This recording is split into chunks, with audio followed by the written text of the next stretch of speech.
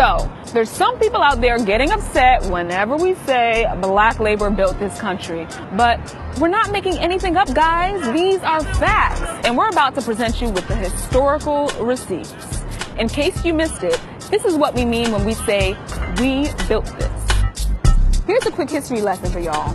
The first slaves were brought to the U.S. in 1619. Their job was simple: to make white settlers money. Slaves grew tobacco, rice, and indigo on the plantations of the southern coast. Now, fast forward to the late 18th century, cotton was king, and the U.S. was making stacks of cash on it, especially with all that free labor. Over 600 million, or just about half of the country's economic activity in 1836, came directly or indirectly from cotton. Cotton-producing slaves were just 6% of the population, but created almost half of 1 year's economic activity. We spoke with Professor Edward Baptist, the author of The Half Has Never Been Told.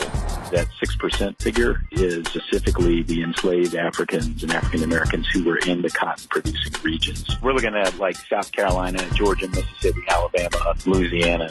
Talk about being critical to a nation's economy. I guess you can imagine some sort of science fiction world where this didn't happen, but this is what did happen. Slave labor built the U.S. And their contributions weren't limited to the South. A little bit north in D.C., there's the White House. We built that. I wake up every morning in a house that was built by slaves.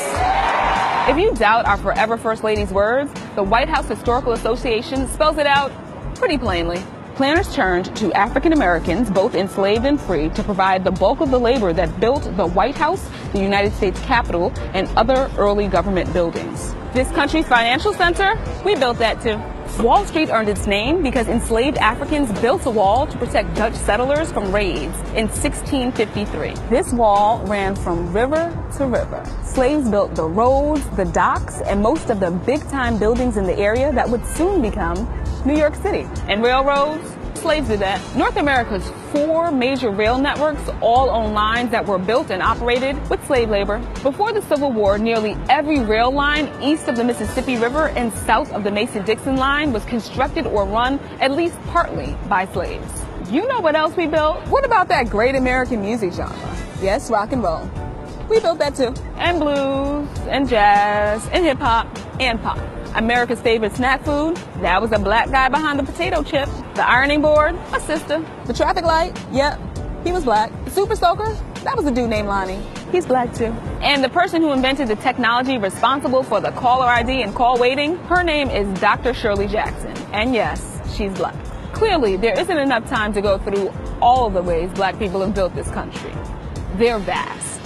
Don't get it twisted. Native American and many immigrant communities have made tremendous contributions to the infrastructure, identity, and imagination of the U.S. as well. So when we say we built this country, we actually mean it.